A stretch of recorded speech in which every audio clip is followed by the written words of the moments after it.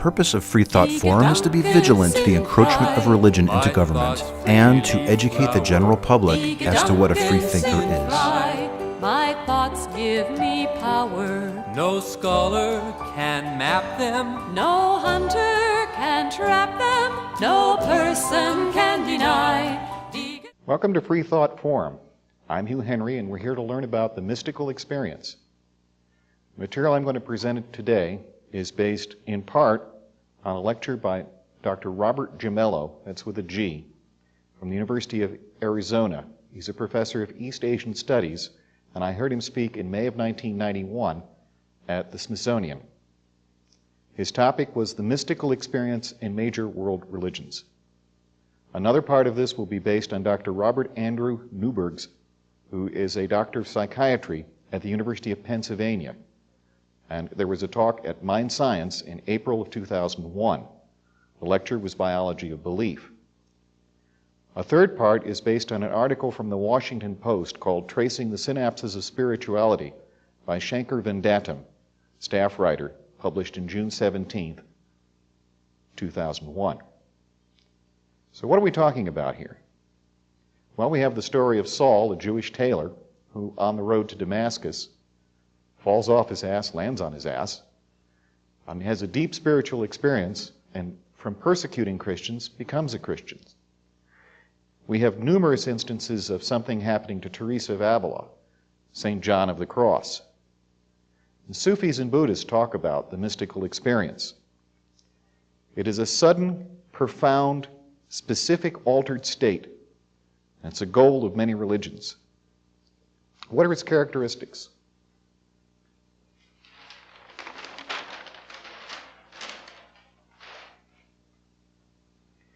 How do you know it's a mystical experience? This is in the same sense that if you were in Africa and you saw a brief glimpse of an animal, how would you know what you were looking at? Well, if you saw stripes, it's probably a zebra. If you saw a set of horns, you'd have to work a little bit harder. So these pieces are in the order of what is most important down to what is least important in identifying the mystical experience and what it's composed of. The first is called the uno mystica, the mystical union in which you become one with the entire universe. If there's some sort of a visionary experience that doesn't have this, then it can't be a mystical experience. It's just a visionary experience. The second is while you're having this, it is tagged as the truth. There is no doubt whatsoever that what you're experiencing is a truth. There's no point in questioning it. This is something you can trust. It's called a noetic quality. William James spoke about this in his writings. The third is it is ineffable. It's indescribable. Now this may sound like mystic mumbo jumbo, but there are lots of knowledges that we deal with that we can't talk about, at least not adequately. For example, a woman who is pregnant and given birth can never tell me exactly what it was like. To someone who's never been in the military, I can't really describe what being in basic training or the military is like. We have mathematical models and physics models that are quite complex, showing how a curved ball works, but pitchers and hitters don't use them. They learn to throw or hit a curved ball. The words that may be used don't mean anything to them, but they keep practicing and practicing, and they get there. I first experienced when, late in my life, I learned how to ride a horse. The person who was talking to me didn't make any sense, but I learned. And then one day I was practicing, and someone who was very much a beginner was there, and I was trying to help them, and I found myself learning, using the same words that didn't make any sense to me and didn't make any sense to them. What I'm saying are these are things that you can know, that you have as knowledge, but you cannot put them into words. The same thing is true of the mystical experience. It's no more complex than that. Another characteristic is that normal thought processes stop. Deduction, speculation, that's not what's going on in your head. Other processes that we have no names for come up. Another is paradox. Things that cannot be the same are the same. For example, time and eternity become one. In some cases, you get something called synesthesia, in which, while they're going through this, people hear colors and see sounds. This ends the last one that Dr. Gemello spoke of, is there's a strong affective tone. There's lots of emotion. There's sublime joy, utter serenity, great fear, sometimes paradoxically great fear in one of the others combined. I would add to Dr. Gemello's chart that it's short. It lasts seconds, not days. And I believe it affirms or reaffirms a previously held belief, even if it's very weak. So who experiences these things? Well, they can be the result of long teaching and long practice, very long practice. It can be made to happen. But it can happen by accident to anyone. Dr. Gemello spoke of a guy in a small town in the Midwest at the turn of the century. He hadn't been to church since he was a kid because his parents dragged him there, so he wasn't very much of a Christian. And he's just walking down the street, and for a few seconds, this happens to him. When he comes out of it, he has to go back to church to find out how to be a Christian. I had an acquaintance from where I moved, a Jewish man, short, bald, bearded, wasn't very much into Judaism, but was very interested in Hinduism. So finally he went to the great Hindu temple on Long Island, and he walks in and he's standing there before the great elephant-headed god Ganesha, who he knows all about, and he's looking at it, and the next thing he knows, somebody from nowhere jostles his elbow. He's lost about 10, 20, 30 minutes of time. The whole front of his shirt is wet. It's wet from tears running down his face. And since that time, he's been a Hindu. This may explain what happens to reborn Christians, you might know. You can see how there could be some very hard things to see around here. The fact that it is so strange, the fact that it is so marvelous, and the fact that it has the label on it that says this is true. Since this happens at random, it could happen to you. It might have even happened. All right, Henry, how come you know so much about this stuff? Well, it happened to me twice. The first time I was looking at a mare and foal in a stall in Holland, and I was thinking that these two didn't need a great man with a white beard on a throne somewhere up in the sky, that they had everything necessary and sufficient to just themselves. The second time was at the Grand Canyon of the Little Colorado, which is right next to the Grand Canyon Park itself, right in it. This thing is about 100 yards wide and, I don't know, 1,000 feet deep. And I noticed 3 animals there. One was a dog straining at a leash, his head up, his eyes half closed. Across the way there was a horse eating bunch grass and moving from bunch to bunch, and that's the most nutritious thing a horse can eat. And down in this cleft there was a crow riding the air currents up and down. And I was thinking, this is a beautiful place, but it might be beautiful in several different ways to several different creatures. In each case, it turns out that the belief that was confirmed was atheism. And I'm afraid very much that makes me, I guess, a mystical atheist. Also, please understand that these are only the thoughts that led up to these, that I can't really talk about what happened in the middle of them, and that they, of course, only lasted for seconds. Getting back to Dr. Gemello, let's take a look at the special claims that are made for the mystical experience. It's supposed to provide special access to God or whatever, to the ultimate reality. It's supposed to provide unmediated access to God versus grace through the sacraments of the church. It is supposed to be a pure experience, unburdened of the imperfections of ordinary experience. Other claims, in reaction to the secularization of the modern church, this is considered a salvageable component of religion. Missionary reaction to heathen religions which they admired caused them to take their versions of this and make them similar to the Christian experience. There exists something called, on Christian meditation, a Vatican letter, which is a letter of caution. Another claim is that the experience is autonomous, that it is not connected to the belief. It is the same for everyone. This is a Christian missionary kind of claim that says, well, it's all one God, really, that they're seeing. Of course, we've got the right one. Islam would make the same claim, which is that God sent prophets to all the peoples, but we got the final one, so we've got the final version. Evelyn Underhill was a writer on this subject in the early 20th century. That was the last previous writer to deal with this that Dr. Gemello had to work with. He couldn't agree. Gemello was a professor of East Asian studies, and he got into this because the mystical experience is so central to Buddhism. It is so much their goal. So he thought he better find out what it was. And he knows from his readings that the mystical experience of a Buddhist is not at all like the mystical experience of a Christian. It is not the same thing. Another thought is that mystics are aloof and that they are rebels.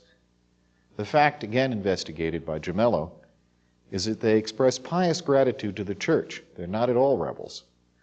They consider this a gift and not an achievement, a gift from God. Finally, mysticism is a whole pattern of life experience, of which the mystical experience is an essential part, but not all. Andrew Newberg. We now move to Andrew Newberg's work. And I'd like to show you a couple of books from him. The first one, I think there's a bookmark showing I am partway through. The Mystical Mind is what he wrote first. The second book is Why God Won't Go Away. The first one is definitely not light reading. The subtitles are Probing the Biology of the Religious Experience and Brain Science and the Biology of Belief, respectively. I'm now going to quote rather extensively from that newspaper article because they did a pretty good job. In Philadelphia, a researcher discovers areas of the brain that are activated during meditation. At two other universities in San Diego and North Carolina, doctors study how epilepsy and certain hallucinogenic drugs can produce religious epiphanies. The work is part of a broad effort by scientists around the world to better understand religious experiences, measure them, and even reproduce them. Using powerful brain imaging technique, the researchers are exploring what mystics call nirvana and what Christians describe as a state of grace. Scientists are asking whether spirituality can be explained in terms of neural networks, neurotransmitters, and brain chemistry. What creates that transcendental feeling of being one with the universe? The first characteristic here. Could it be decreased activity in the brain's parietal lobe, which helps regulate the sense of self and physical orientation? Research suggests. How does religion prompt divine feelings of love and compassion? Possibly because changes in frontal lobe are caused by heightened concentration during meditation. Why do many people have a profound sense that religion has changed their lives? Perhaps because spiritual practices activate the temporal lobe, which weights experiences with personal significance. The brain is set up in such a way as to have spiritual experiences and religious experiences, says Dr. Newberg. Unless there is a fundamental change in the brain, religion and spirituality will be here for a very long time. The brain is predisposed to having those experiences, and that is why so many people believe in God. Dr. Newberg's experiment consisted of taking brain scans of Tibetan Buddhist meditators and Catholic nuns as they sat immersed in contemplation. After giving them time to sink into a deep meditative trance, he injected them with a radioactive dye. Patterns of dye's residues in the brain were later converted to images. Newberg found that certain areas of the brain were altered during deep meditation. Predictably, these included areas in the front of the brain which are involved in concentration. But Newberg also found decreased activity, a lowering of activity, in the parietal lobe, one of the parts of the brain that helps orient a person in three-dimensional space. Quoting again, when people have spiritual experiences, they feel they become one with the universe and they lose their sense of self. We think that may be because of what is happening in that area. If you block that area, you lose the boundary between self and the rest of the world. In doing so, you ultimately wind up in a universal state. It should be emphasized that these researchers are using very, very crude measures. When they talk about blood flow in the brain and areas lighting up, both the identification of the areas and the blood flow is very, very coarse. Across the country at the University of California in San Diego, other neuroscientists are studying why religious experiences seem to accompany epileptic seizures in some patients. There is a recent novel by Mark Salzman called Lying Awake. It's about a Carmelite nun who has seizures, headaches, and sees God.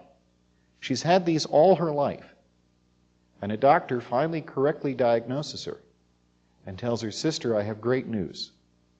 We can end these seizures and headaches with a simple, safe drug." But now she finds herself in a terrible paradox. If he applies the drugs, it goes away. Does that mean that her entire vocation was based on a disease? Or is it that what she has is a gift from God, and should it be taken away? I don't know how the book comes out. You'll have to read it. Another atheist researcher, quote, "Religion is a property of the brain, only the brain, and has little to do with what's out there."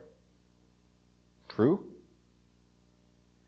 There's a terrible story, I think by H.G. Wells. I could use some help here. A very well-written story and fascinating, but terrible.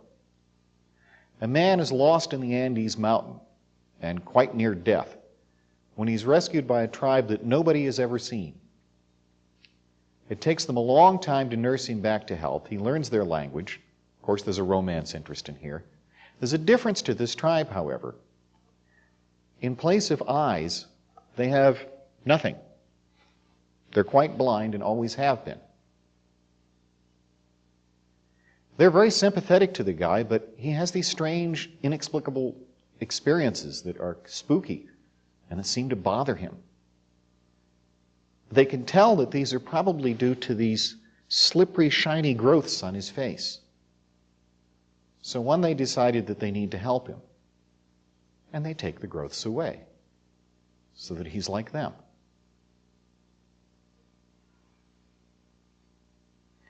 You could as easily say the brain is set up in such a way as to have visual experiences and audio experiences. Unless there is a fundamental change in the brain, sight and sound will be there for a very long time. The brain is predisposed to having those experiences, and that's why so many people believe in, well, I'm afraid at this point, if you were to say that this proved that God was an experience of the brain, you'd get the same red markings on your paper that you would get on your plain geometry paper in high school. Not proven. Sorry, needs more work.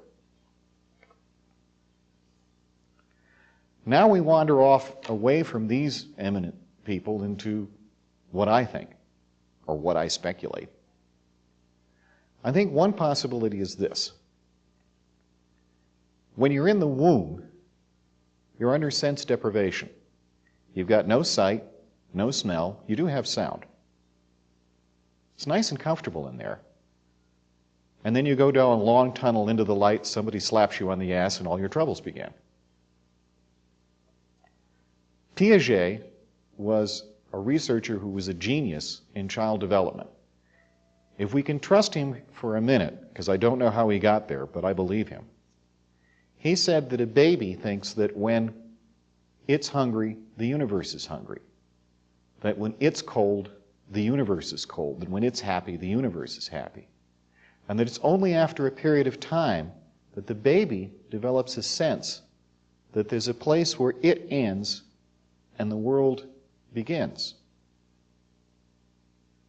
Why not go back to where there is no separation? It was a nice place, now wasn't it? Another possibility is that this thing is there to resolve the tension of a paradox. Might be there to cause this. Because inside this, paradoxes are quite reasonable. In conclusion, the brain is set up such a way as to have spiritual experiences and religious experience. The mystical experience is just that, and I have been there as an atheist. Questions? I have a question, Hugh. You'll probably have to repeat it. I'll have to repeat the question, yes. Couldn't you give this a scientific, a science fiction sort of slant, that perhaps when you're in this mystical state, you are in union with another universe? The question is, could this be, in some science fiction sense, a union with another universe? Well, number one, it only lasts seconds, so there's not a whole lot of time to deal with it. Number two, since you can't put the stuff into words, it's kind of slippery stuff to handle in your memory. As to what you're in union with, I suppose if you believed in something like that, that is what you believe you would be in union with. As far as actually being in union with something, that would require a hell of a lot more science than we currently have to detect something happening there outside of what we currently know. So it's just like interpreting it in a religious way. It's what you're looking for, and nobody can prove that it's not. The question is, it's sort of a religious thing, and it's what you're looking for, and nobody can prove it's not. It's not necessary that you're looking for it. Remember that poor guy in the Midwest town. He wasn't looking for anything. He just got slapped. We don't know why. Perhaps it's like a trick knee when it happens. As far as being convinced otherwise, you have to be as skeptical as I am to put this stuff under the light. Because in my head, this stuff is labeled as absolutely positively true, but then I have to sit back and say, yeah, but is that just my head? So I have to, in a sense, deny or question the truth. Has anyone ever said that they got any concrete knowledge from one of these spells? The question is that of obtaining concrete knowledge, and that would be a good test of reality of the mystical experience. To take material from that experience and see whether it could be material that the person could not have known and independently verified. There's a wonderful test that the Catholic Church uses for exorcism that says to prove that you've got a demon, that demon has to know something that nobody could know. Prophecy helps a lot. And if you can't see that, you probably haven't got a demon. I think a test like that would be valid here. I don't know if it's ever been done. How can you make one of these spells happen to you if you've never had it done? The question is, how can you make one of these happen? This is where you get into the entire disciplines that are involved in Buddhism, in Sufism, in contemplative Christianity. One of the things that helps is the diminution of the ego. So you get into submission, as in Islam, and obedience and humility. Because if the ego is present, you obviously can't get rid of it. This is possibly also where Christ talking about a rich man having a terrible time getting into heaven. You can't get here, on purpose at least, if you're rich and thinking about all of the stuff you own. But if you don't own anything, and owning things becomes part of you, inevitably, if you don't own anything, then this process would be facilitated. So there's disciplines that take a very long period of time that are used to get here. And again, Sufis and Buddhists concentrate on it. Christianity, one of the interesting things about mystics is that in other religions, mystics become part of the theology of the religion. They're listened to. Buddhist mystics are listened to. Hindu mystics are listened to. In Christianity, only the Vatican or the Church Council is listened to. Mystics are, well, that's nice. You go off in your corner and you be mystic. That's character. What about fasting or What about lysergic acid? I hear everybody reporting a phenomenon like that, a reaction after they take LSD. The question is about LSD experiences. An LSD experience, I suppose, could wind up here, but again, you would have to meet the characteristics here. This would have to be happening for you to get there. And if this isn't happening, then that's not where you're headed somewhere else. There are many different altered states, many different religious altered states, some of which I'm familiar with. have you had some other sort of altered state? Yes, and in another talk, I will talk about that. I happen to be a practicing shaman, and I have also been ridden at least once by a loa in a Santeria ceremony. I'm not ready to go back there again. Are you sure you're an atheist? I'm sure that I'm an atheist. I am sure that there is no God. After that, you're going to have to put up with me the way I have to put up with me. I'm about to go off to the Atheist Alliance convention, and I don't know what they're going to do with a moderate atheist.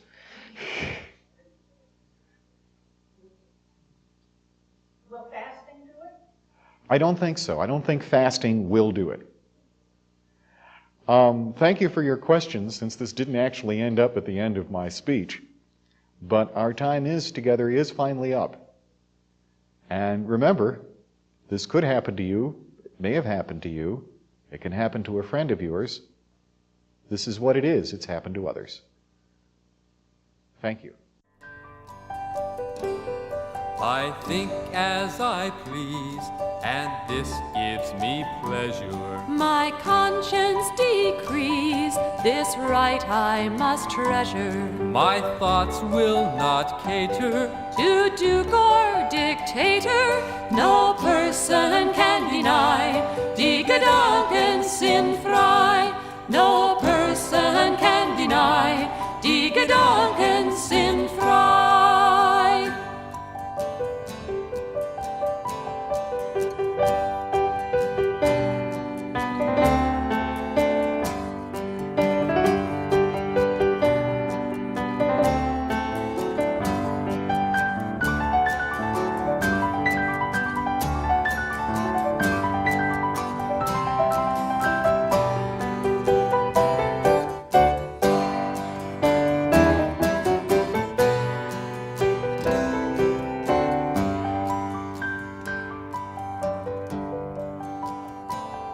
And should tyrants take me and throw me in prison, my thoughts will burst free like blossoms in season. Foundations will crumble and structures will tumble. And free people shall cry, Die Gedanken.